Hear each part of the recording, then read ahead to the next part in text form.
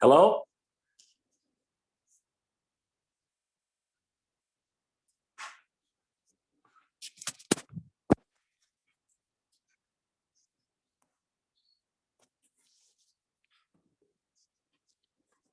Hello?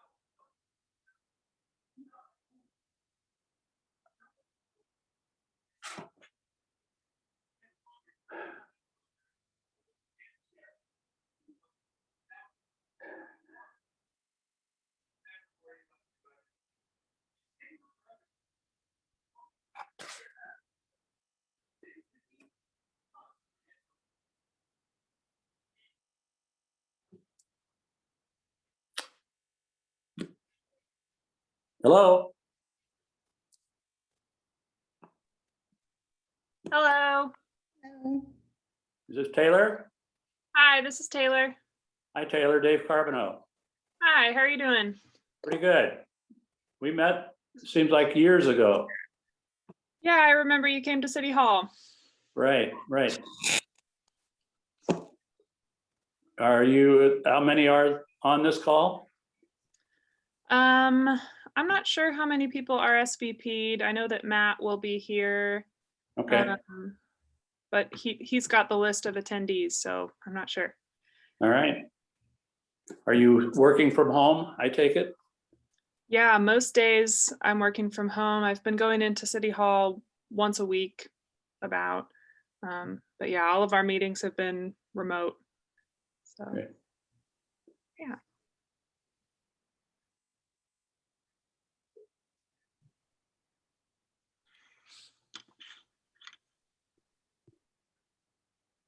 This Hi, must Matt. be, is this Matt?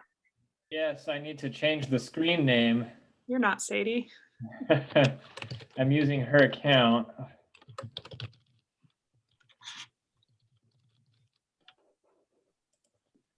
There we go. This is Dave Carbonell, Matt. We've chatted on the phone, so Nice This to is- meet you. nice meeting you. This is about as close to live as we'll ever get probably, but Well, hopefully not ever, but. yeah, okay. Hi, Kelly, welcome. Hi, Kelly. Dave Carbonell. Nice to meet you. Nice to meet you. So I'm aware of one person who at the last minute is not able to join us, but I'm hoping we'll have everyone else. Okay.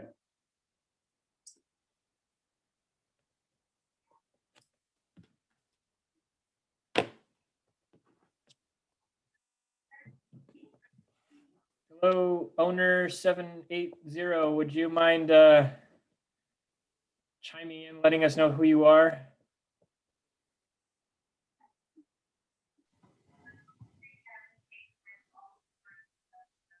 Hello, Joseph. Can you hear me? Joe. Yep. Go. Thanks for joining.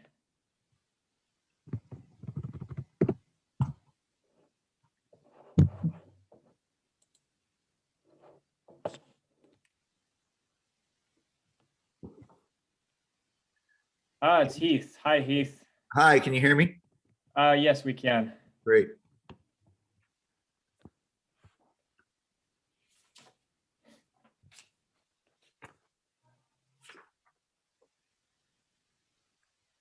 And Roseanne, I see that you've joined. I know that you're double tasking right now, so chime in as you're able. She has a conflicting meeting and is going to be logged into both. Oh, daring.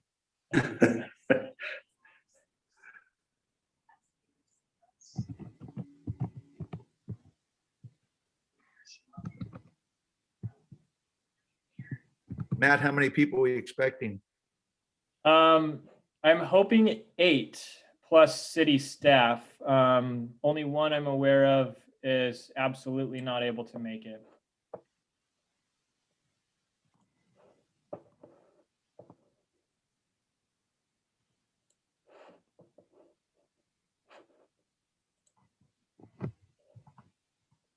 Are you all seeing the agenda here? Yes. Okay.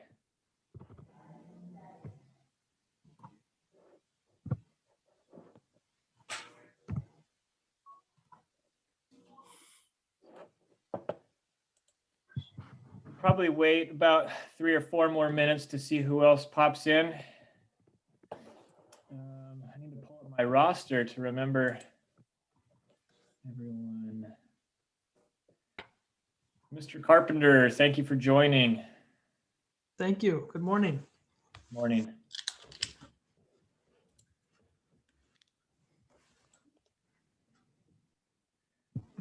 I was just saying we'll probably start in just a couple more minutes. I know that you in particular are a busy guy, so we'll try and be respectful of that.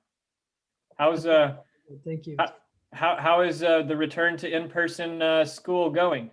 It's going very well. We're ahead of schedule at the moment. We think we'll have our entire K-12 system back on campus the week before spring break, which is going to beat most school districts in our county who are just getting kindergartners started the week after spring break. So very proud of our community and our employees to really aggressively develop a good plan to safely get kids back sooner than later. Yeah, you guys have made the news in positive ways. That's fun to see. Oh, thank you. Yeah, it's been fun. We've got a great team, and we've committed even since the summertime that we wanted kids on campus, and so we've been working towards that all year. And so pleased to be able to execute that. And thanks for acknowledging that, though, Matt. I appreciate that. Absolutely. That's awesome, Ryan. Great job. Coach Stalkup, great to see you. Thank you. Good to see you.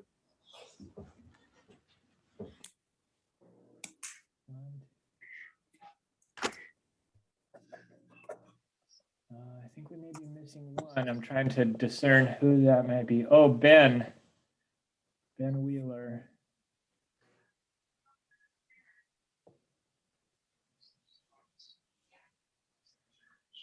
We'll wait just one more minute and then I think we'll start and hope that Ben can pop in. Hi, Deborah, we see you.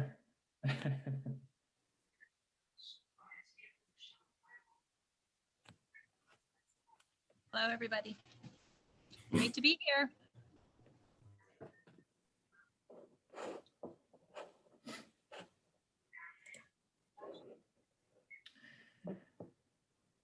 Okay. I think in respect for everyone's time, we'll go ahead and start. So I guess for the record, we're beginning at 11:04 on March 3rd, 2021. And we have the roster of attendees all here with the exception of, at this time, Ben Wheeler and Joe Stalcup. Hopefully I'm getting his name correctly. Ben is a local developer of, as far as I know, single family homes. I don't know that he does multifamily development just yet, but he's local and also the chair of the Planning Commission. And then Joe Stalcup, who's also not able to join, is he is a partner, I should say, in a company called Recon Craft. They're a manufacturer in our industrial campus. They build aluminum boats primarily for the federal government and partner governments. They do, they're like stealth boats, reconnaissance boats. It's pretty cool stuff. And they have a constant need for labor and have a challenge with finding labor and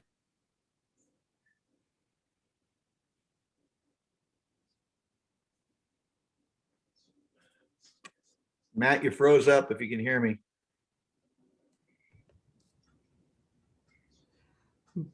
Is he frozen on everybody else's screen? Yes, You're frozen for us, Matt. If you can hear us, maybe turn off your video. Sometimes that helps.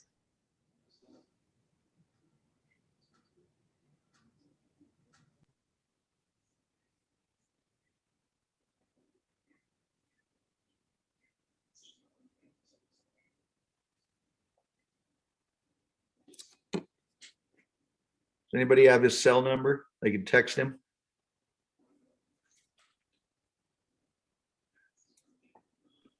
Yeah, I'll send him a message right now.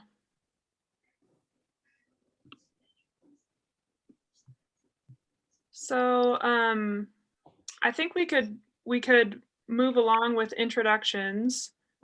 Good call. Not to leave Matt out, but I think he knows who all of you are. So I'll go ahead and go next. Ben, Hi, Ben. How you doing? We're good. We're doing introductions, and Matt just dropped off the call. I think he's having connection issues, but I expect he'll be back shortly. So yeah, my name's Taylor. I'm the city planner for Estacada, and oh, his screen share went away, but I think the agenda asks how your work or organization overlaps with housing affordability issues. So yeah, obviously housing and housing affordability, there's overlap and interaction with land use and zoning. And I'm also looking forward to how this committee will hopefully kind of help inform or dovetail with an upcoming housing needs analysis that the city is going to be having completed this year, or at least starting this year. So yeah, that's me. Looking forward to knowing all of you. I can call on someone to go next unless someone just wants to jump in. I could jump in. Okay. Yeah, this is Dave Carbonell. I've been doing affordable housing development for the last 15, 20 years after I retired. I don't know why I ever retired, because I'm working more now than I ever did. But I started a company called Home First. We built about 500 units in mostly East County, East Multnomah County.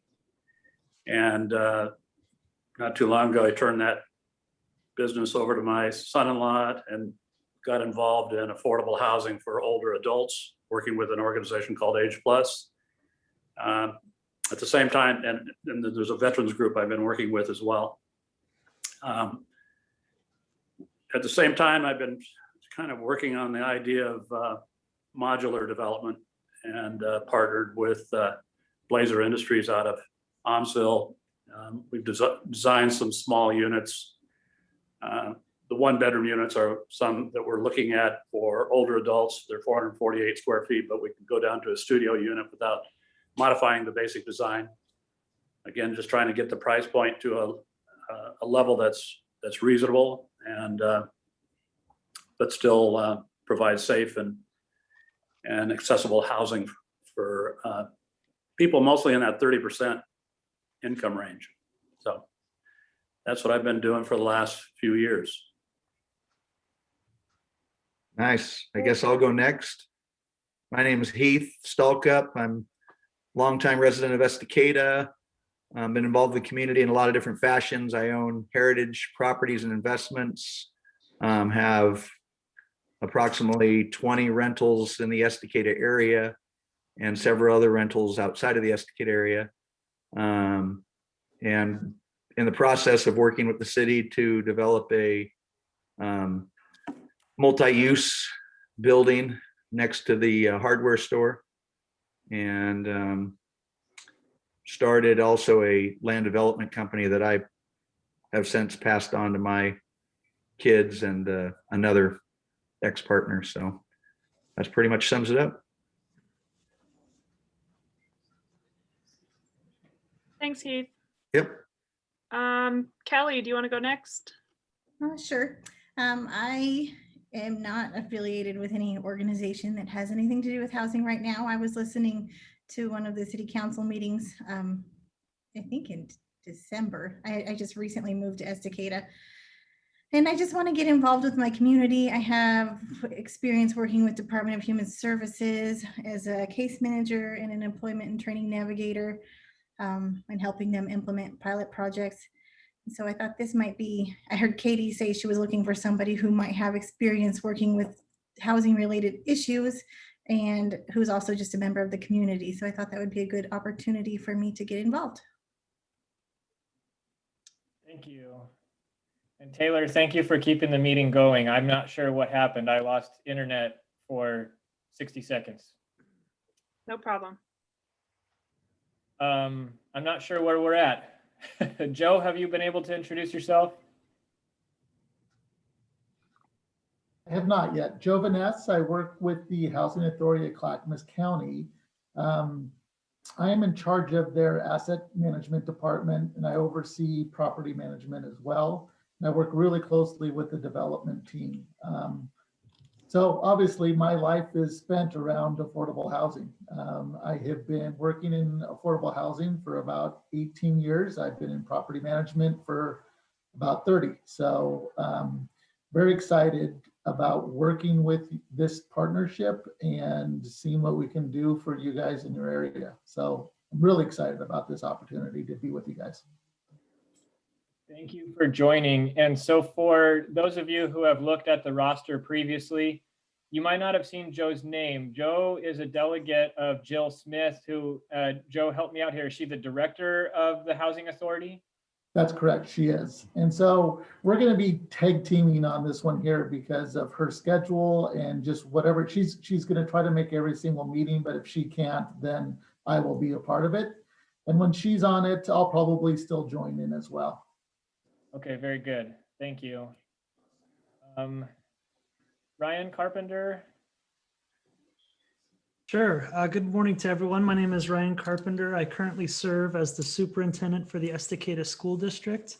I've been a leader in the Estacada School District for a little over 10 years now. Also, a member of the community. My children also attend schools in Estacada and coach youth and very much involved in the growth and development and care very deeply about the growth and development of our overall Estacada community. This is an important meeting for us, and I want to thank Matt and his team for allowing me and the school district to be a part of it. Obviously, affordable housing and housing in general has a tremendous impact on our schools and school district, primarily from the standpoint of a capacity issue, as well as a culture and diversity issue, and also has impacts on our staffing and development as well. The Estacada School District is very committed to seeing the growth continue inside our great community, and we very much want to be a part and a partner in supporting and promoting that positive growth. We also know the importance of growth and affordable housing when it comes to bringing a vibrant downtown community to our city as well. And so I'm hoping that we can continue to prioritize more businesses, utilizing our storefronts and filling our storefronts. And I believe that providing more housing opportunities will allow our downtown to thrive as well. So excited to be a part of this team and look forward to helping Estacada grow in the way that we would like to see it grow. And so that we have a mission, vision, and values. So we're in control of that growth. The growth is not in control of us. Yeah, that's a good way to put it. Thank you. Thank you very much. Deborah, have you gone? I'm sorry, I missed a little bit. Oh, that's okay. I have not gone. I'm Deborah Buffton. I serve as the director of the Estacada Area Food Bank.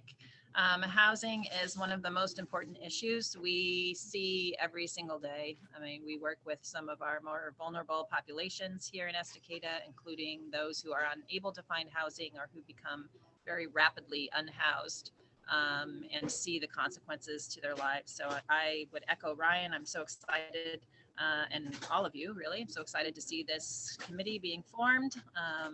looking forward to some opportunities. I have many, many stories and firsthand accounts of the lack of affordable housing here in Estacada, and I'm so excited to be able to address this as a community. Thank you so much. Commissioner Wheeler. Good morning, everybody. Sorry I was late. I was doing work stuff. I am Ben Wheeler. I happen to be the Planning Commission chairman for more years than I can count on one hand, I think, and school board chairman as well. So Ryan Carpenter and I work together quite frequently, and most of the time I have to follow him in speaking, and he makes me look bad. So, lifelong Estacadian, kids in the school district, again, heavily involved in sports. Happen to be a single family home builder in the area. My previous life, I was out of the area, and I've chosen to stick close to home now. So really excited for this. This has been a conversation we've been having for, I want to say 10 years, probably more than that, that I wasn't involved with. We always kind of come back to, why isn't there more options for affordable housing in the city of Estacada? And we've never really pinned down the answer. So hopefully once we get done with this committee, we'll have a better idea of what we need to do as a group. So that's the gist of it. Okay, thank you. And I just want to say, I really enjoy that you frequently that you join meetings from your vehicle. I think it just demonstrates that you're on the move. So, Pretty good view today from the office. What's that? It's a pretty good view today from the office. Oh yeah, nice. Roseanne. You may not be able to say anything because, as I mentioned before, she's double tasking right now. I will not do her bio justice, but Roseanne is the government affairs manager, I believe, for the Portland Metro Area Home Builders Association. And so she brings the perspective of that group and has worked with other communities in similar conversations. She brings a good balanced perspective to help us understand the perspective of the developer and builders. So we may get a chance for her to chime in a little later. I hope so. But if not, that's the gist there. Did I get everyone? Did we get everyone? I think so. Okay. Well, I'll thank you all again for taking time to participate here. I think everyone has said this is an important and timely conversation. I agree wholeheartedly, and the council does as well. It's because of them that we are here. So although staff certainly agrees that this committee and the outcome of this committee is super important, it was the council really who drove the formation of this committee. And so I'll come back to that in just a moment, but for those following the agenda, I guess I'll throw that up on your screen there.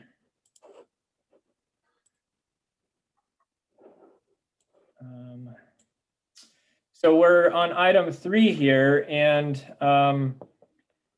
so we'll review basically the need for this conversation and the need for multifamily housing. I don't want to get too far into the weeds there, but I think it's important that we at least discuss it. I'd like to come back to what I was just referencing a little bit, how we got to this point. I'd like to talk about timeline and process. So what is this going to look like? We don't have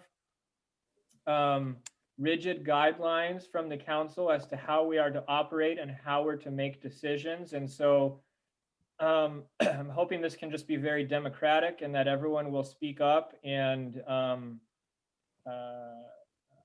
not only provide their voice, but if something is proceeding in a way that they like, or the opposite, proceeding in a way that they're uncomfortable with, that you'll vocalize that. Want this to be a balanced discussion, to not have anyone feel like they're being drowned out or their voice not heard.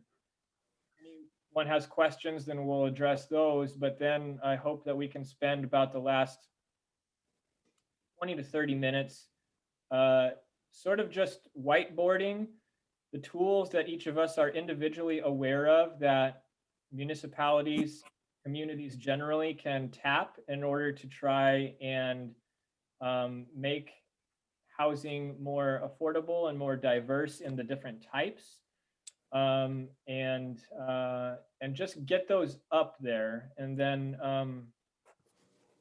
and use that as, I guess, a menu almost, if you want to think of it that way, that we can start to pick and choose from and focus in on different tools that we think are appropriate to our community and ones that we'd like to explore further.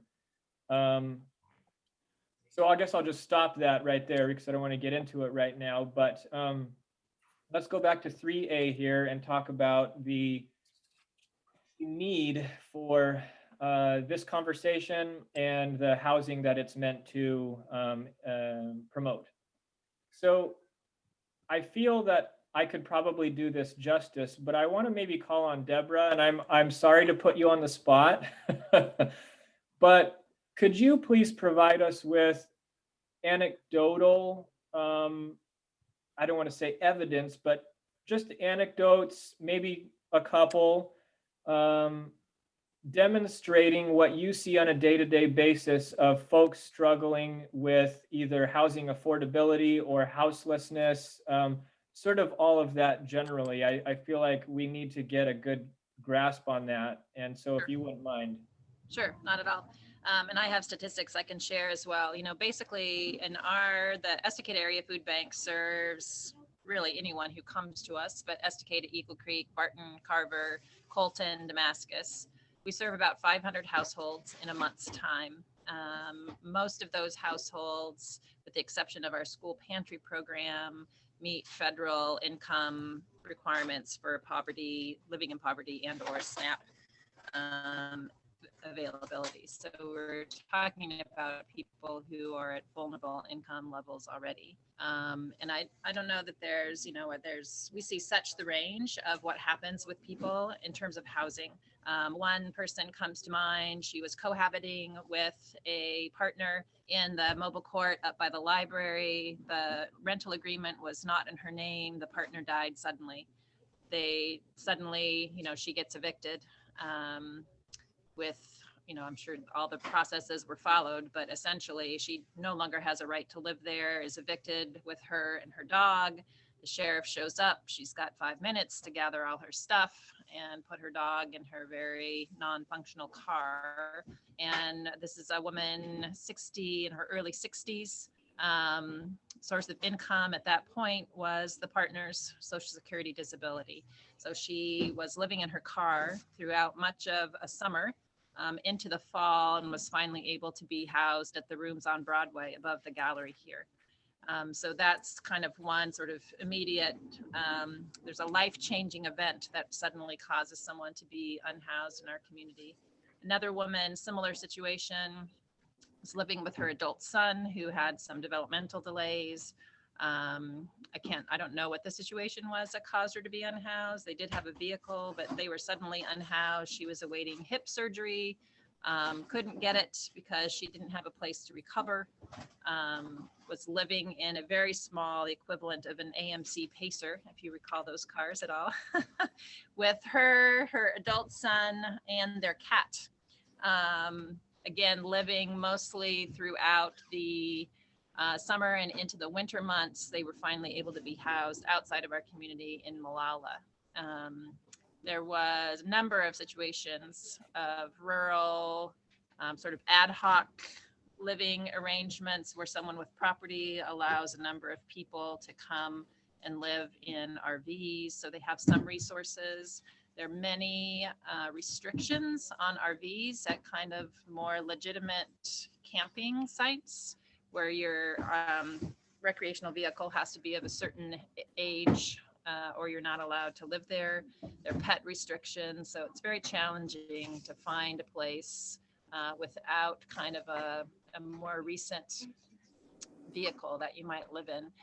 So it's all around our community. There pop up these places where people are living maybe on someone else's rental or some family property, and pretty soon they begin to collect people who are living there. We had, I think, out by the gas station, this was a couple years ago now, out by the gas station in the Barton Carver area, there was one such property that had a multitude of people. These were families with children. These were adults. These were people in all different living situations, not a legal situation. So there was a complaint. The county came in, everybody had to move. One of our volunteers, very active volunteer at the time, was living there. Looked and looked and looked and looked and looked for housing, never able to find it. I'm not sure where she ended up. She sort of disappeared from our radar.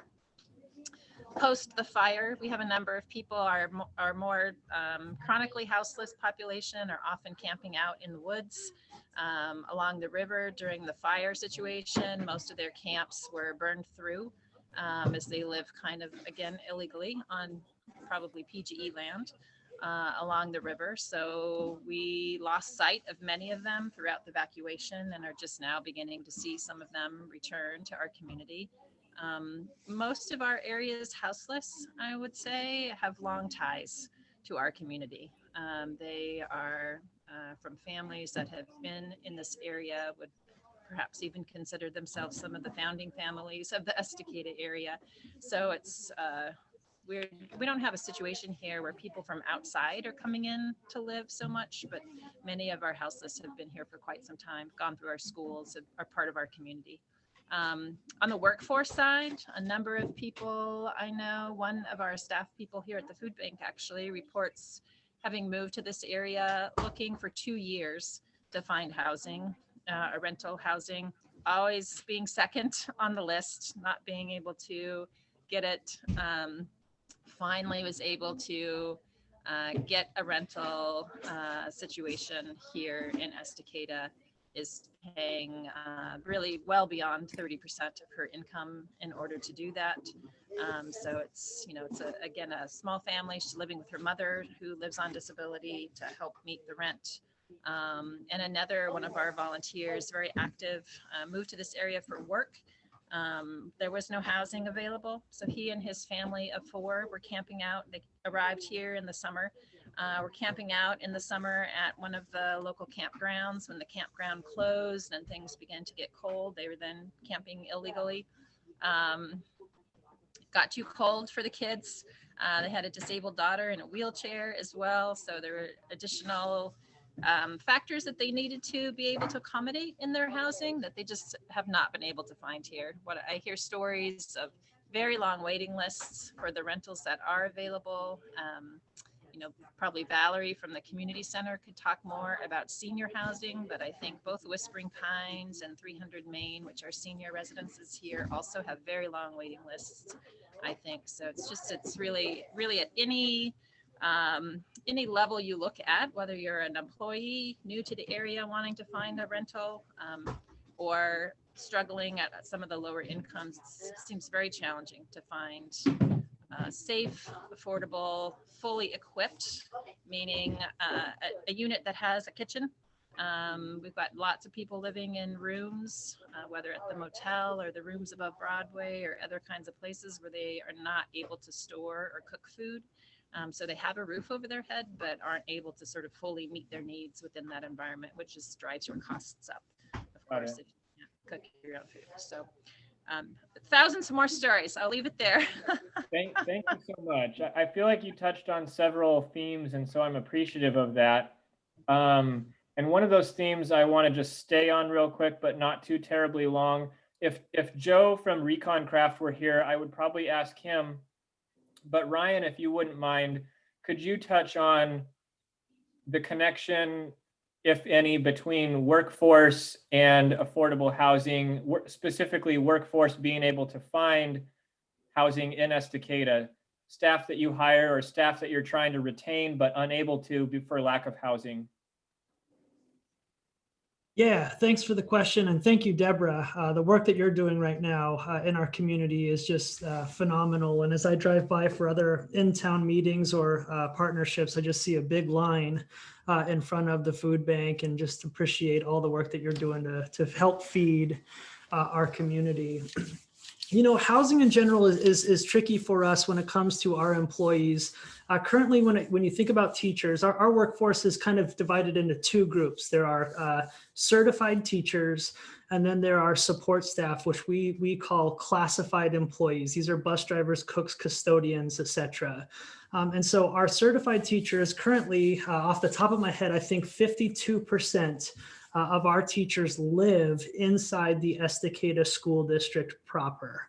And then the others commute from Multnomah County, Washington County, and other various parts of Clackamas County. In general, we pay our employees a competitive wage as we have to compete with major county and bigger school districts in the area. And so housing and affordability for our certified teachers is not necessarily a barrier. I mean, obviously we're not paying wages that pay for, 12 acres and 8,000 square foot houses, but we've never really run into an affordability issue for our teachers and their ability to live, to have a livable wage.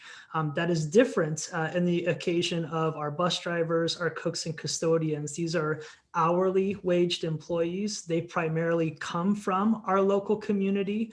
And one of the barriers that we see is not necessarily a housing barrier as much as it is a supply and demand barrier. So as our school districts continue to grow, it's becoming more and more difficult to find qualified classified bus drivers who have the right driver's license to be able to do that. It's also a very tricky job because it's a morning and afternoon job and you get to take a nap in the middle of the day. And that's a tough demographic to find. Primarily retired folks fill that role and position. But then the hourly wages is obviously difficult too, but we just don't have enough people at the moment inside our community who have the ability to fill one of those roles and responsibilities. And so that does then parlay into a housing conversation. And as we try to attract more families and more adults into our community, what can the Estacada School District to provide a more attractive offer for people to want to engage in our school district, to play a role as an employee for our school district. So I'm less concerned about housing affordability for our teaching staff, and about half of our teaching staff currently lives here. I am more concerned about the amount of folks who we can recruit and retain inside our school district with some of those roles and responsibilities. And I do believe that it's that hourly wage employee where housing and affordability could be a barrier to us being able to attract and retain more folks. Thank you.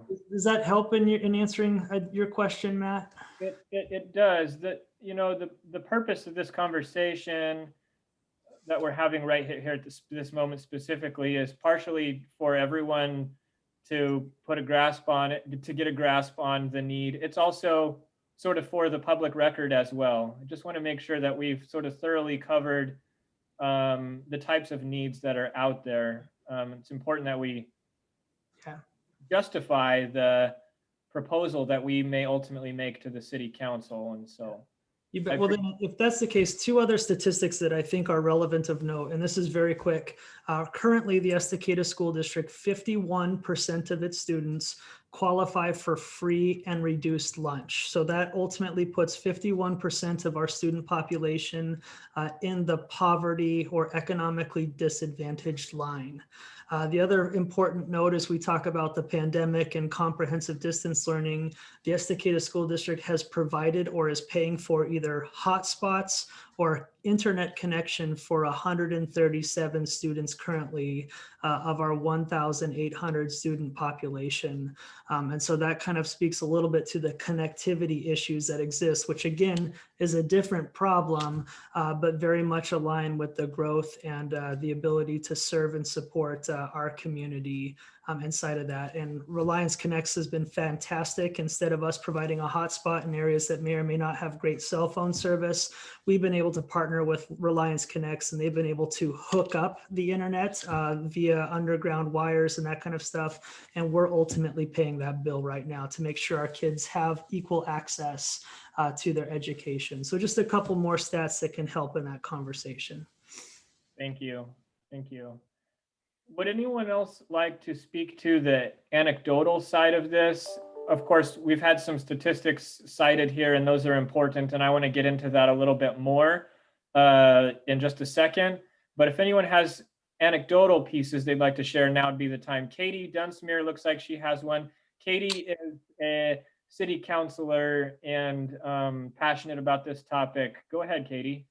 I first want to say, sorry, I was a few minutes late, and thank you to all of you guys for taking time out of your lives to come and participate in this discussion. It's a really important one for our community. It's one that I've been trying to engage other people to communicate in for the last 2 years. So I'm really, really, really excited about this committee coming together and all of your participation in it. So thank you.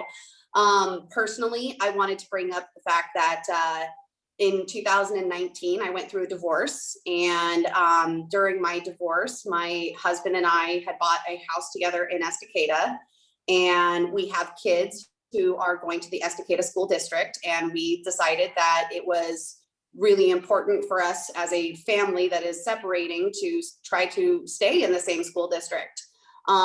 Between when we made that decision as a family and when I actually was able to get into anything, I had been living with my soon-to-be ex-husband for 3 months. It took me 3 months for me to get into something that was going to be in the school district for my kids to continue to go to Estacada School District and be near their dad.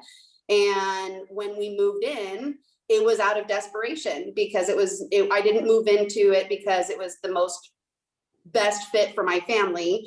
I moved into it because it was literally the only thing that I could apply for in the 3 months that I spent looking for any rental in Estacada for me and my 2 kids. It's a little 2-bedroom duplex, and I outgrew it the minute I moved into it, and I've been looking for something ever since then. And I'm not destitute. I feel like I'm paid a decent living wage. I make $50K a year, but when you talk about housing affordability, that says I should only be spending about 1/3 of my income on my housing. That really limits me, especially in Estacada. And just I wanted people to see a face that it's not even about being in the poverty. It's just about being in a situation where we need housing in Estacada, and it could be for anybody. It could be for someone who's not making very much money, and it could be someone who's making a decent wage. This issue is affecting everybody on every level in Estacada, and it's very disappointing because here I am a little over a year after my divorce, and I'm not set up to buy a new single family home, but in Estacada, that's my only option right now. So I just want people to know that the faces of people experiencing the issues of housing diversity or lack of housing diversity in Estacada is affecting everybody across the whole spectrum. And my face is just one of many faces. And if you walk down the street in Estacada and took a picture of someone, their face would probably end up on that spectrum too somewhere. So I just wanted to throw out my personal story while also saying thank you to all of you for participating in this discussion. And I'm really looking forward to hearing your ideas and hearing what comes out of this committee. So thank you. Thank you. I appreciate that. I apologize as well. I didn't realize I had the agenda up the entire time you all were speaking. It's always good to see faces instead of a document. But that said, let me go back to the document. Just want to throw in, can I throw in something? Yes, please. If you think about our customers here at the food bank, we're talking about income levels, and I think I appreciate Katie's personal story, and most of our customers who are below retirement age are getting some sort of social security disability or are working in sort of the frontline essential worker, what we've all come to know as frontline essential worker category. So they're working at grocery stores or restaurants where they're maybe not working full time, maybe not getting a full range. But if I just think it's important to note that for our people who social security disability insurance, or SSI, SSDI, the monthly benefit is $771. So that's what they have to work with in terms of looking for housing. It's quite challenging. That's all. Okay, thank you. So I wanted, you're all able to see the document on my screen, is that right? Thank you. So this document is, as you see in the subject line, the preliminary housing needs analysis that was completed in 2019. We're in the process right now, and Taylor can maybe give us an update of exactly where we're at, but we are building upon this preliminary analysis to do a more robust study in 2021. Taylor, real briefly, where are we at with that? Could you update us? Proposal, the RFP went out at the end of January and proposals are due in about a week now. So yeah, we'll be choosing a consultant within the next month. Okay. And so again, that what they're responding to, that request for proposal, is to do a study that is that meets all of the state criteria for doing a housing needs analysis. So this just really helps us put data behind what the actual need is, where it is, et cetera. And by where it is, I guess that could mean demographically, but that could also mean geographically. It could mean all sorts of things. But this preliminary study, I feel, gives us sufficient insight to begin this conversation and maybe even to complete it. I don't know that the full housing needs analysis is actually going to provide too many aha revelations where we're just like, wow, we had no idea. Based on the conversation we just had, and based on the data that's provided in this preliminary study, we have a pretty good feel for what the need is. The question then becomes more, how do we meet that need? The full housing needs analysis will touch on that piece and make some recommendations. And we're going to look at those when they come in. This committee will. But I don't think it's too early to begin looking at some of the options. That full housing needs analysis may just validate the proposal that you ultimately make to the city council for their consideration.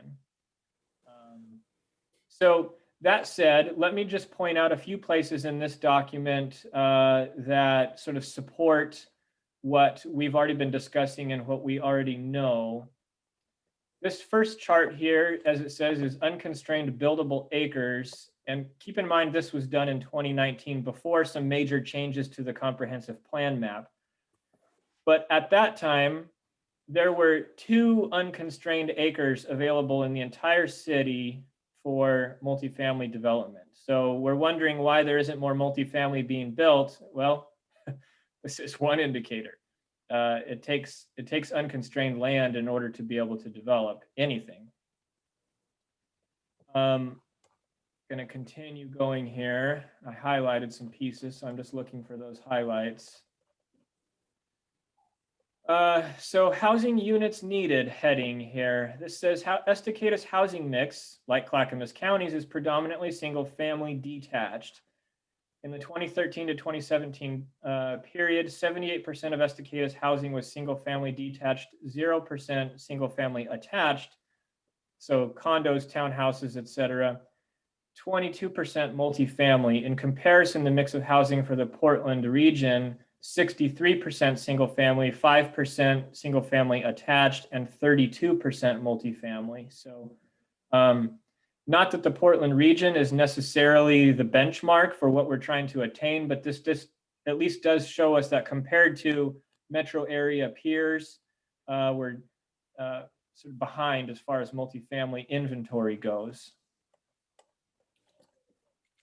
This section goes on to continue to talk a little bit about retirees, millennials, et cetera, who contribute to the demand for multifamily housing or more affordable housing. They conclude here, Estacada needs more housing types for renters. About 41% of Estacada's households are renters, 58% of whom live in multifamily housing. It continues, about 22% of Estacada's housing stock is multifamily compared to, we just said, 32% in the Portland region. The comparatively small share of multifamily units may constrain opportunities to rent in Estacada at all income levels. So I think that supports what Councilor Dunsmuir was saying, what Deborah was saying, what Ryan is saying. It's not just extreme ends of the spectrum that are facing challenges. It's really a pretty broad range of folks.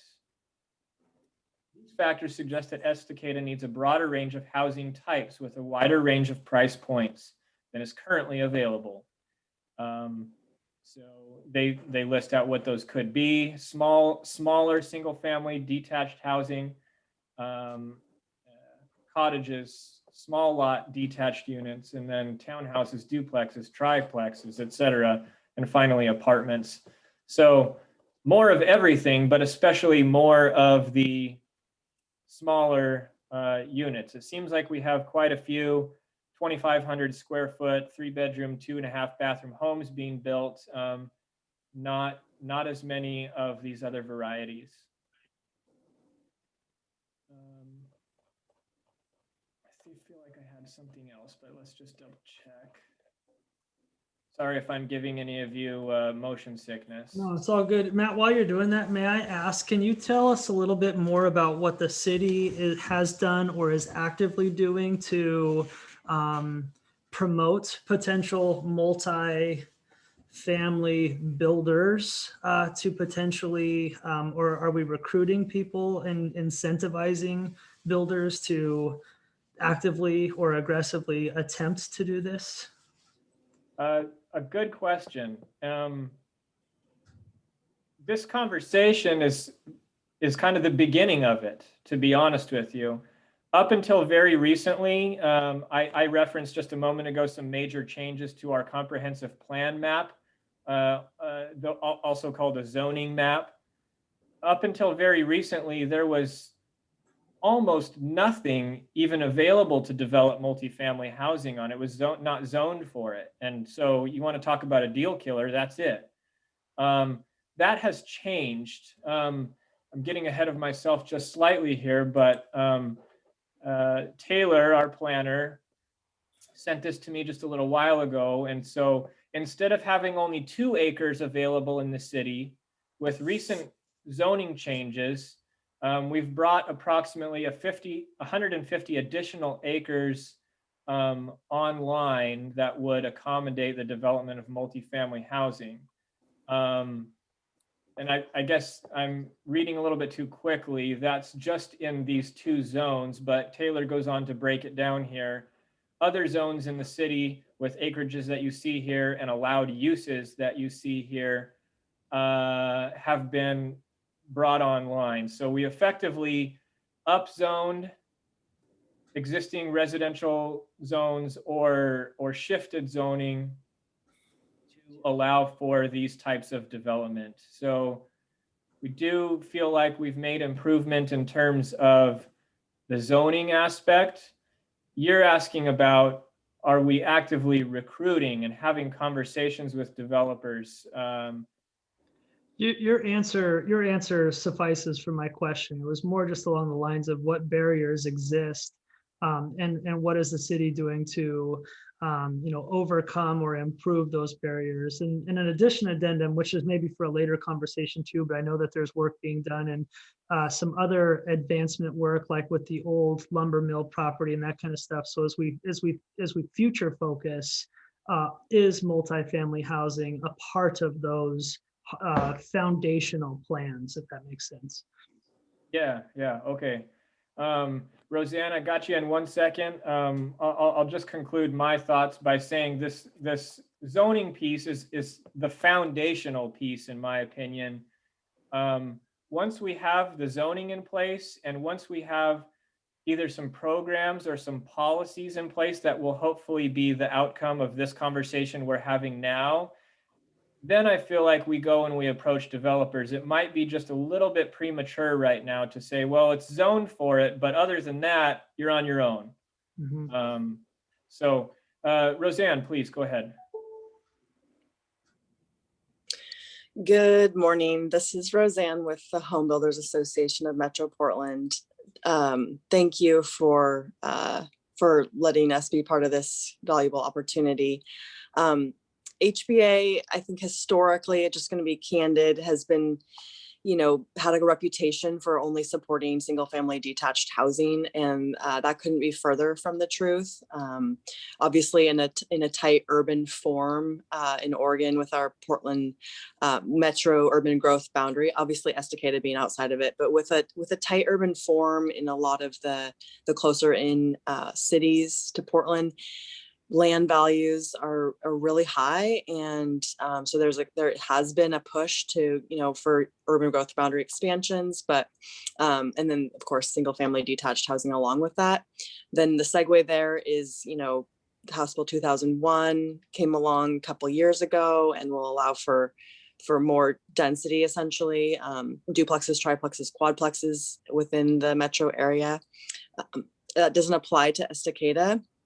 And since you have had land that's zoned for the single family detached, that's how the market has responded that way. But I want you all to know that HBA is very supportive of all types of housing. And we have members that build all types of housing, everything from, 5-6 story units with condos or apartments and retail on the bottom, mixed use, through the single family detached, of course, and then everything in between, attached products. So that being said, as a preface, I did want to add something very encouraging that I saw recently, that the city just directed staff to move forward with, along with the rezoning, which is, I agree, completely fundamental to the market responding.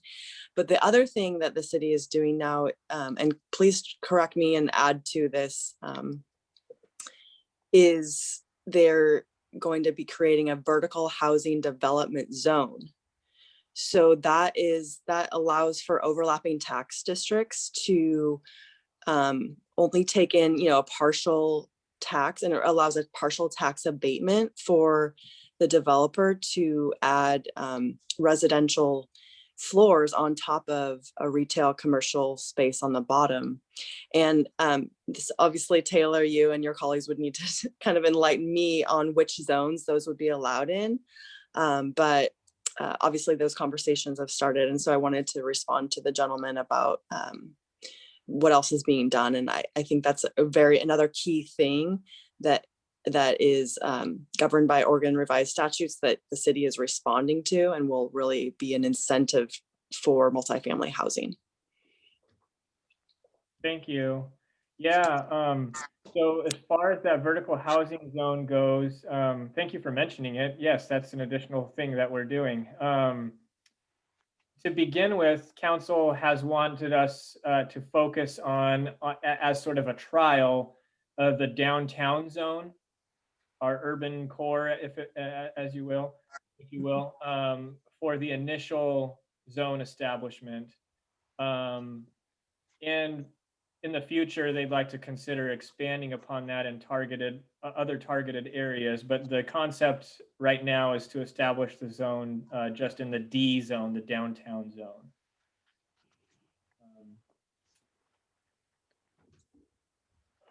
I got one more highlight here. The city may use a range of policies to encourage development of relatively affordable housing. And so that's what we're here to talk about. Programs and policies that could run a full range. So let's go ahead and move along then. I want to, meetings always go longer than you want them to and move more slowly, but I think we can breeze through B, C, and D and jump right into 4. So we're really here for all the reasons we've been discussing, but more specifically, Councillor Dunsmuir, with the support of other city councilors in 2020, possibly even 2019, had introduced the idea of a construction excise tax as a tool to incentivize development. So a construction excise tax would be an additional tax that would go on permitted values for the construction of single family homes. Those funds would be sequestered and reserved for and in some sort of program that would incentivize or subsidize, might be another word, the development of affordable and or multifamily housing, affordable with the lowercase a or affordable with an uppercase a. The distinction there being capital A may mean that it's supported by Section 8 or other government programs. Lowercase a would be naturally occurring affordability or just market rate affordability. Smaller units, maybe not luxurious units, but units nonetheless that are sort of inherently more affordable than other options. So that was introduced. Indeed, it even got close to being voted upon and passed, but the council pumped the brakes and said, before we go that route, we really would like a more thorough study of what the full range of options might be. The Home Builders Association encouraged us to also look at how you can balance, I guess, the financial burden of something like a construction excise tax. That cost goes to developers who, of course, want to maintain profits. And so in many cases, depending on market dynamics, pass that cost on to ultimately the purchaser of the homes that they're building. So that's kind of the genesis, the journey that has brought us to this point, a discussion of CET, which evolved into a greater discussion about other tools that may be available in combination with or that complement a CET to spread out the financial burden, if any, of incentive programs specifically. But then we want to also just have a more broad conversation about other tools that just lay the foundation and make the market more favorable for multifamily development. So it's a pretty broad discussion, but it was the CET discussion that kind of really drove us to this point. Potential timeline for this process, it's a little bit open-ended.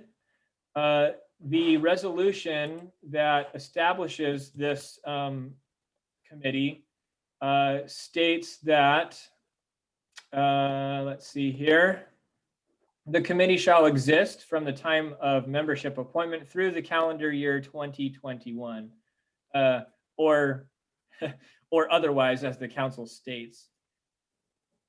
I don't want to diminish the integrity of this process and rush anything, but this does feel like an urgent matter for the city council. And so I hope to introduce some efficiency into this process, and I'll talk about that in just a moment, so that we don't just have endless meetings and endless conversations about possibilities, options. I'd rather sort of cut to the chase and really get to a recommendation as quickly as possible, again, without diminishing the integrity of this and having voices not heard or anyone feeling like it was rushed into. And I'll talk about what I have in mind there in just a moment. But our charge from the council is right here. Identify relevant issues, barriers, and opportunities. We've been doing that today. And to provide recommendations to the council and to staff to meet the variety of housing affordability needs.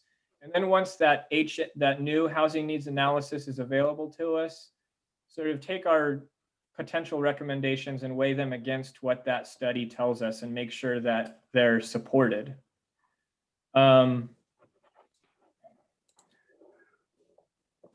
So I don't have an exact timeline in mind, but again, in the name of not having endless meetings, I'd like to keep us keep a goal in mind of perhaps having a package of either policies, programs, or other ideas to bring to the city council by the end of the summer. And so I think that looks like probably July, August. So we have a few meetings in between now and then. That may seem quite fast, but here's how I think that may be possible. And then we'll jump into our brainstorming session. I want to whiteboard today the tools that you all are aware of and that we staff are aware of.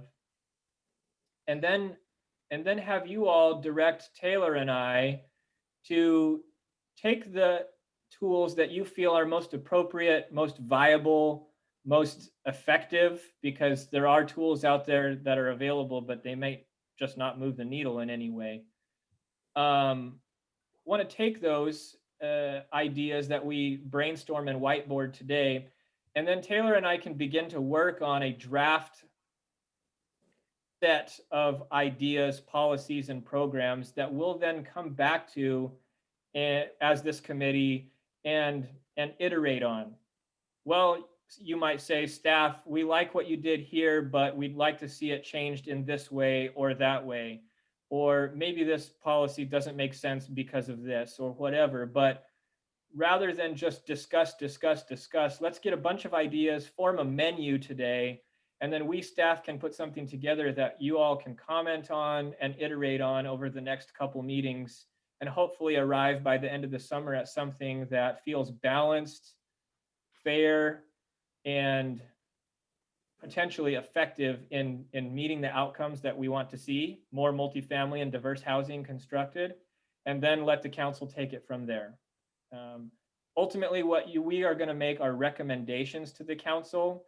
Nothing that we decide will become policy necessarily unless the council agrees and that the data support it. So does anyone have any feedback for us as staff about that idea of trying to cut to the chase as soon as possible, informing a draft set of policies, programs, and ideas that you then tweak on, rather than just discuss, and then maybe one day finally come up with something as a group? Any thoughts on that approach? Man, I got something. Yeah. So as a guy that's in the industry and deals with jurisdictions quite frequently, one of the biggest hurdles I see is just creating a clear path. I have the Zillow app on my phone, and here's like, for instance, you can put in the Estacada zip code and it says the 1 year predicted appreciation is 10% at this given point for any home in the city of Estacada. So that 10% translates to time. And if it takes 4 years to get this project off the ground, that's time, that's money, and that's going the opposite way of what we need for affordable housing. And so even looking back at that document you had, some of those values listed are completely unrealistic. You're halfway to some of those values of I think I saw $175,000 to $200,000 on that housing needs analysis. Well, you're halfway there before you even put a stick in the ground, with land costs and jurisdictional costs and traffic light surveys and street light surveys and all these different things that go into getting a property from a piece of bare dirt that currently exists to a developable piece of ground that we can put housing on. And so I guess my thing that I'm going to continually harp on is for the city of Estacada to not only have skin in the game in the way of, if you really feel passionately about these affordable housing options or diverse housing options, that I think the first thing that should be talked about is permits and SDC waivers to potential suitors to develop these grounds. And the second thing is identify the properties, create a clear path, and let the process happen organically if possible, rather than go and subsidize a bunch of stuff with the hopes of attracting somebody. I think between the HBA and the people we have on this call, we could probably look out on the greater landscape and see people that do this every day. And whether it's this community talks to them or get them involved in the committee directly, but figure out what it takes to get one of these things going by getting them out in Estacada and say, hey, what would it take for you guys to put skin in the game here? And then the city's part of it is that SDC and permit waiver and a clear path. And with that, I'll stop talking for now. No, I appreciate that. I think it's a good segue. I'm trying to figure out how to work this whiteboard function. I've not used it before. I think I'm gonna. Matt, there is a text box option there where you can just type and it will be actual like typing instead of drawing. Yeah, I was trying to click on it and it wasn't working. Well, one other thing I will say is, with a little bit of experience with multifamily, speaking directly about a duplex, the disadvantage that Estacada has other markets might not have is that because of the lack of the condos, the townhouses, duplexes, triplexes, and whatnot on the open market, the comparable sales does create an issue for those type of people that are trying to finance one of those buildings. And so I don't know how you overcome that other than you just got to wade into it knee deep and enter the market. But comparable sales is a huge part of financing that, particularly for a first-time home buyer. And so that's another thing that as we get down this further, we'll probably maybe down payment assistance on some of that stuff and funding that. I don't know how, but that's something that we should explore. All right. Well, Ben, your couple of ideas that you've tossed out are a good segue into our brainstorming session. So without reservation, why don't we start jumping into that? Katie, did you have something real quick? I just wanted to add something to the conversation about timing. So I don't know how many people are aware of the statistics that have happened, when it comes to home building in Estacada. But in 2020, we issued over 131 permits to build single family homes. That averages out, what is that?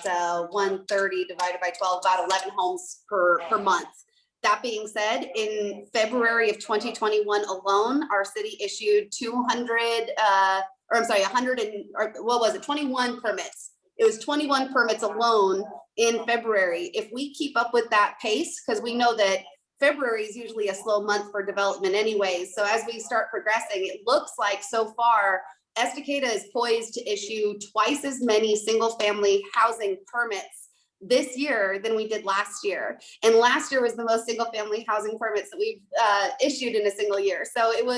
So what the development of single family homes is happening at a faster, more rapid rate, which is one of the reasons why having this conversation should have a more immediate deadline on it. Essentially, the sunset should be sooner rather than later, because the development of single family homes is happening at a very quick rate, and the development of single or multifamily is not. So I just wanted to add that piece to this conversation when we talk about timing and why it's so important. So thank you.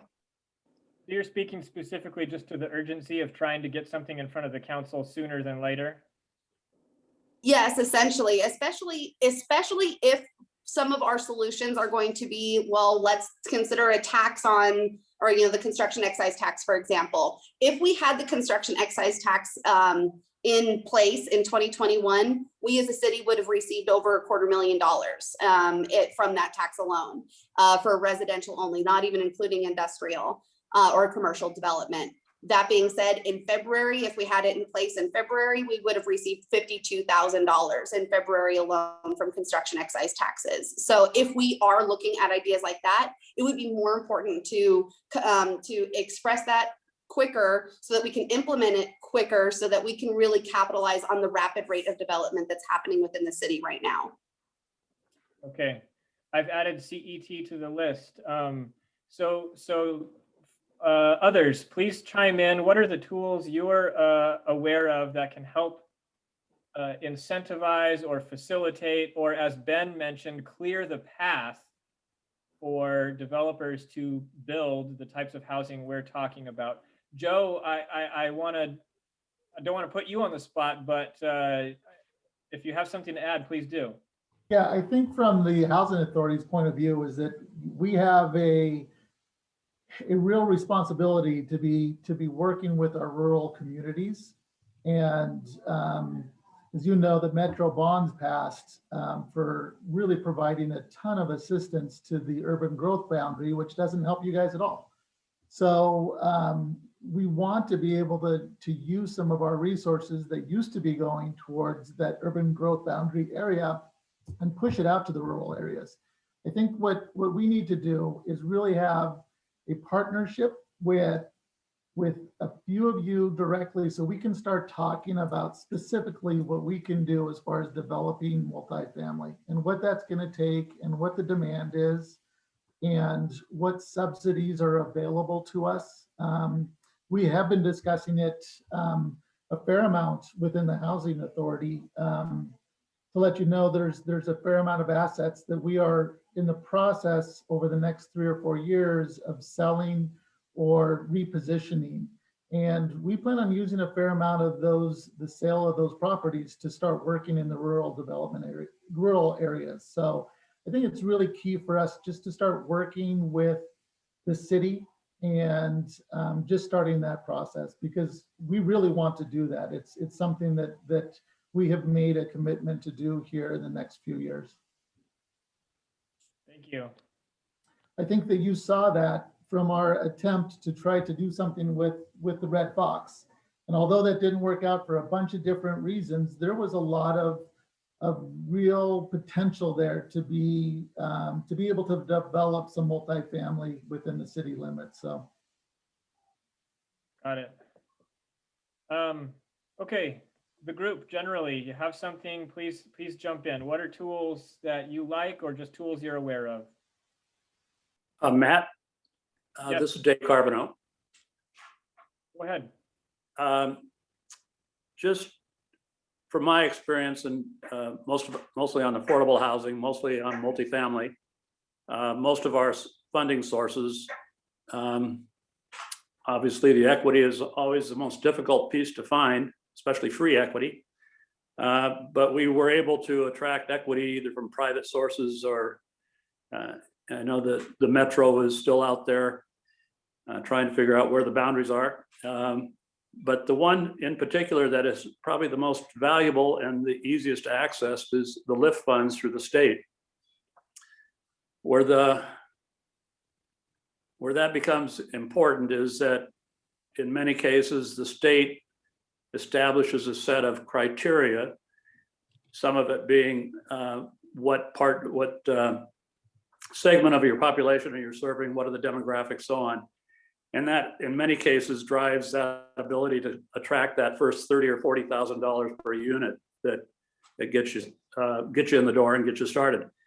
And I know the state at this point is putting a increased emphasis on rural communities. And I think that's something that maybe as a committee or just to kind of flesh out some of these ideas as to what are the demographics that this community is serving, and how does it align with the sources of funds that are available. I see Myers just announced that they're coming out with a round of financing available for 2022. And I guess it's kind of the question of how do you pull all these pieces together, understand where the money is, understand where the needs are, and start thinking about how do you match these up. Because it all comes down to, again, as I mentioned before, it's where the equity is and who can get that initial 20 or 30% of a $5 million project funded. Thank you for that. Others? Matt, my connection's not great, so I might be cutting in and out a little bit. A few of my thoughts are already on the list. The SDC waivers or adjustments to SDCs is something the city needs to look at compared to what other rural communities do for multifamily versus single family SDC. So that's a pretty important piece for a developer.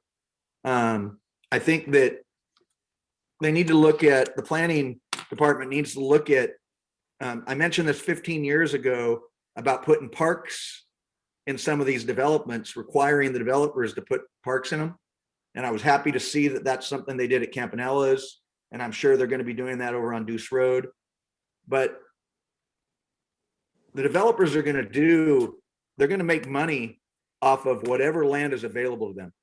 And when you have these big developments going in with 500 houses, the planning committee could set aside a certain part of that land and make it multifamily within a residential district. And they did this in Bend, they did it in other places.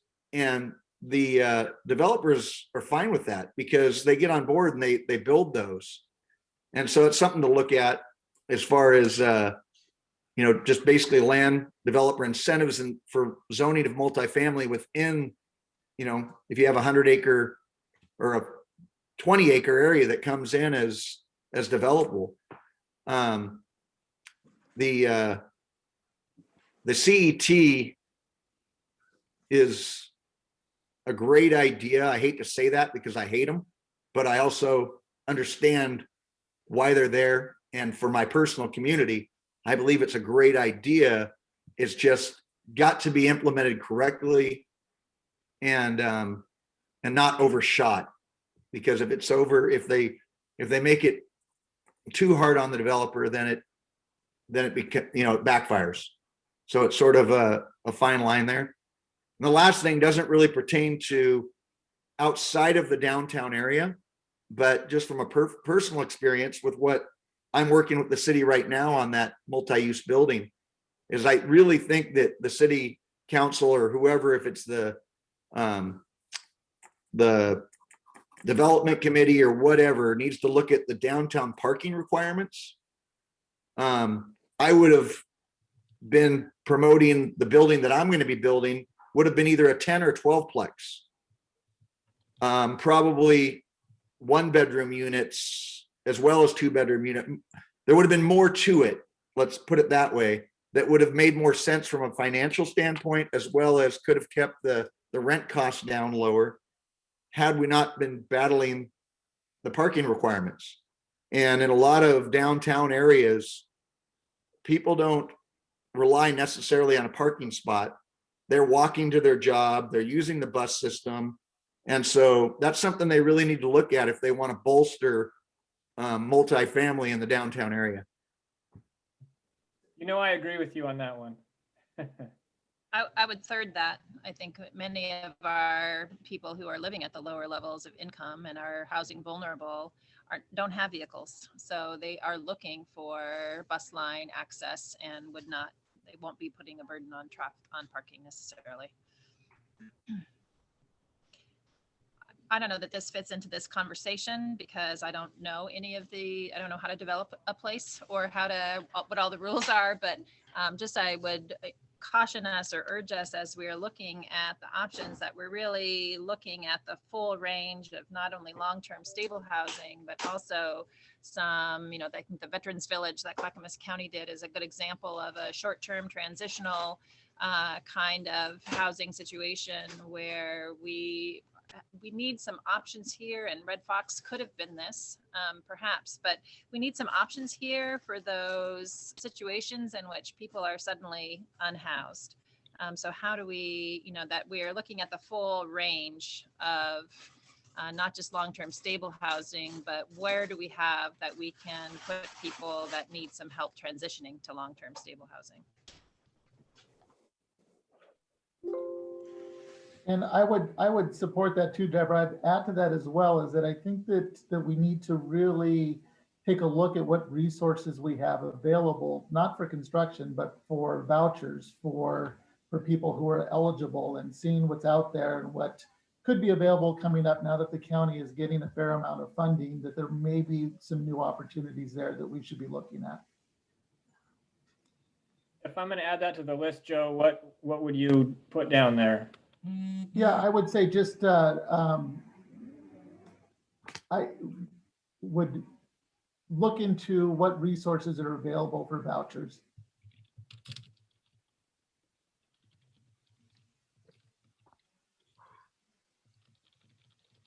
Matt, Matt. when you're done with that, if I could just quickly add, only because I need to step off to another meeting in about 2 minutes here.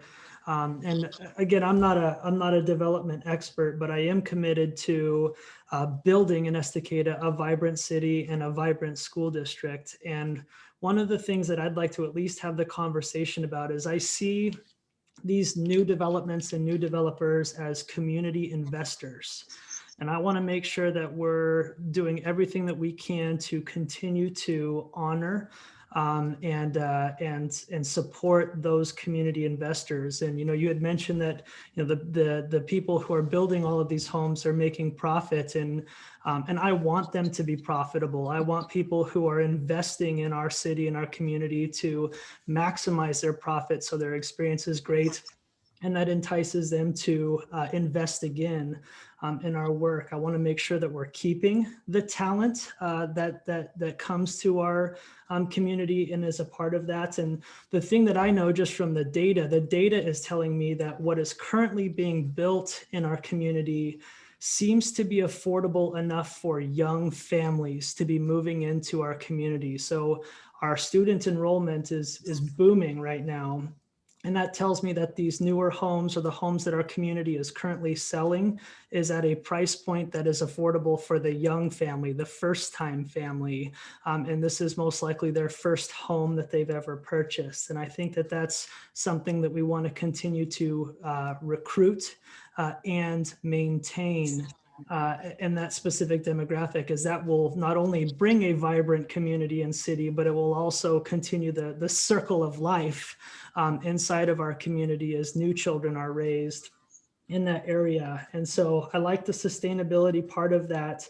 And so I don't know much about the cat tax, but I would just say off of at first glance, I'm a little bit cautious, although I appreciate Heath, making me feel more confident about the support of that. But I just would not like to disincentivize people who have made the determination to invest in our community. And that investment could potentially now be, we could be mainly taxing that or something of that nature. I am for incentivization, but I also believe that if the need is critical, I'm hearing from this group and I'm seeing with my own eyes with the children who come into our schools, the need is already there. And so I wonder if there is different incentivization to clear either policy gaps or zoning gaps to allow other folks, such as, Heath just mentioned, he's talking about a multi-complex. Like, I think that people will come and build it if we just make things available for them to build.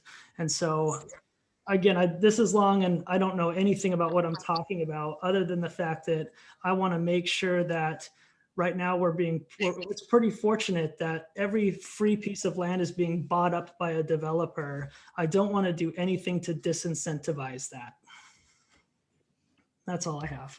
Thank you. If you need to jump off, please do so. I appreciate you carving out the time you did. Yep. Thank you very much. And I look forward to the next meeting. Thank you. For everyone else who's on, I think we'd like to conclude in the next 7 minutes or so we can get you on your way. We've got a good list forming here. I know Ben and I know the HBA has reservations about a CET as well, but what I've heard them say is if a CET is going to happen, okay, we understand the value of it, but let's make sure that there's a reciprocity, that if there's going to be a tax on development, specifically single family development, what can the city do to make that a little bit not only palatable, but also to not erode the profits of the developer or the buying power of the purchaser, such that we stymie development in general. And so I think that's where we look at SDC structures, permit costs, SDC deferrals as a way to make sure that CET, number one, is not solely placed as a burden on the developer, but that also it doesn't end up creating a disincentive Ben, I see you took your mute off. Did you want to add? Yeah, I feel passionately about this, and I'm going to play devil's advocate a little bit here. Why stop at a construction excise tax and just not do a real estate tax across the board? So every single sale of property gets taxed rather than just taxing the builders and developers. And I think we all know the answer to that is because you have the builders and developers, you're a captive audience. We can't get our permits until we build. And so it's easy to charge us. And facilitating that real estate tax would be difficult. But in reality, if we could figure out a way to do the real estate tax across the board, you would have more customers, if you will. And with that, I'll let Roseanne pick up because she's probably going to put me in my place here. So I'll go away. Well, actually, Ben, that is a great point that you're making, is that we want to be part of the solution, right? You and I and everyone I represent, for the industry's sake, we want to be part of the solution for multifamily, for affordable with a capital A, for housing affordability in general. And like Ryan said, we don't want to disincentivize young families coming in and contributing to the tax base by the virtue that they have to pay more for their house and they can't qualify for financing because that CET was placed on them. So, the reality of a CET is that it is a very narrow tax. It goes, like Ben just said, to a specific component of your business community working in Estacada. So my question, to be devil's advocate, is why don't you have a broad-based tax on the community in general, with buy-in, realizing, acknowledging that we have this community issue. We don't have enough multifamily housing. That's what our housing needs analysis said. That's probably what it's going to say again.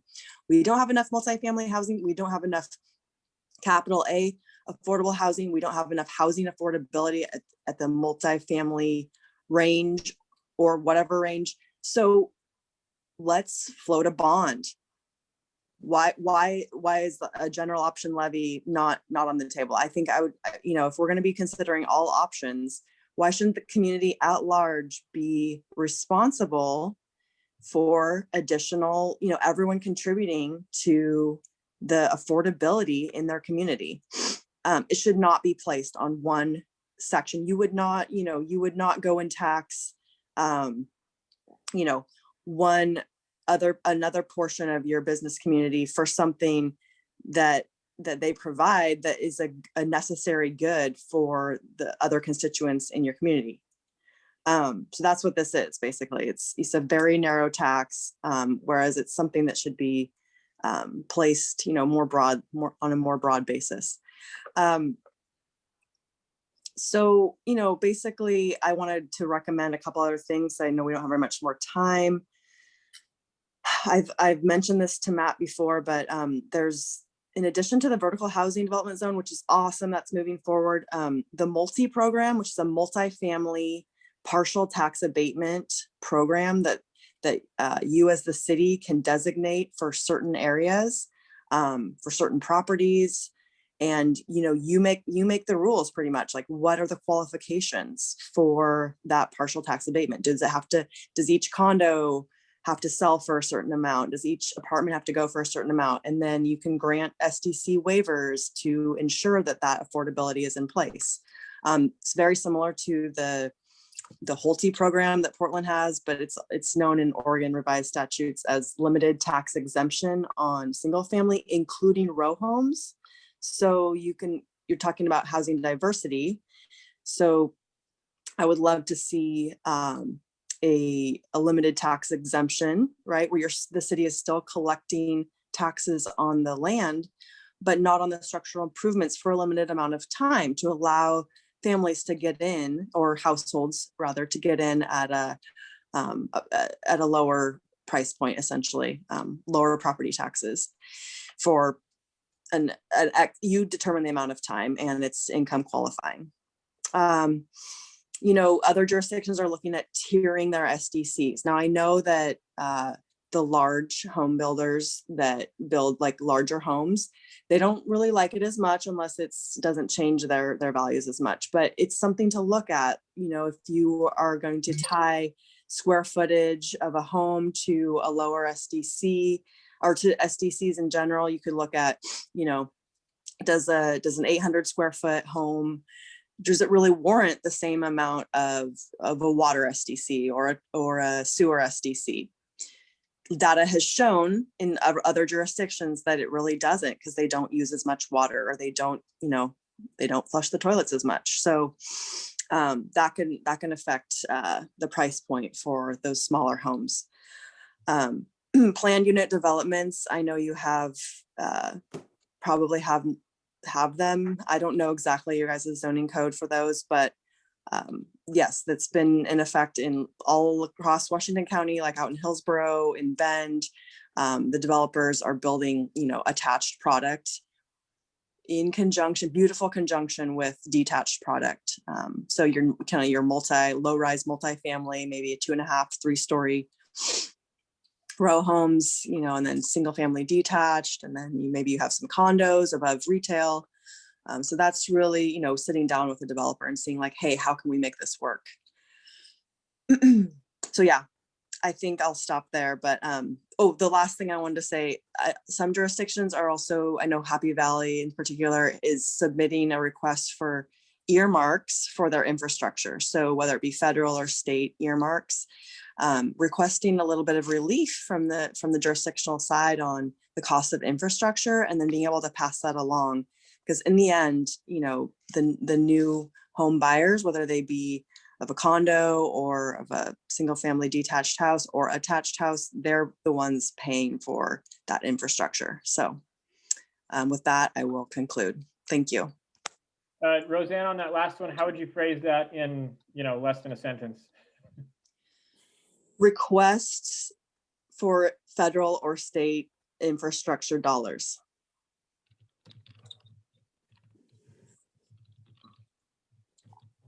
So in other words, try and find free money to help pay for the infrastructure that SDCs are otherwise paying for. Yeah, the SDCs are paying for, or that, you know, that your future ratepayers are going to be paying for, or your current ratepayers are paying for. Yeah. Okay. This is a pretty good list. Anything anyone else is dying to contribute to it? So I think where we go from here is for Taylor and I to work on fleshing some of this out and then bringing it back to you all to discuss, to poke at, to critique, etc. And so I think we'll look at maybe the beginning of April for a follow-up meeting.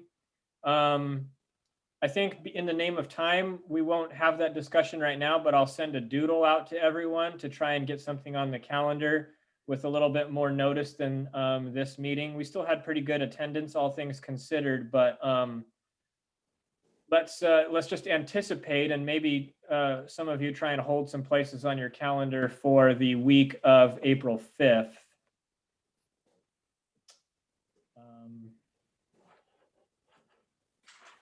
Stop sharing.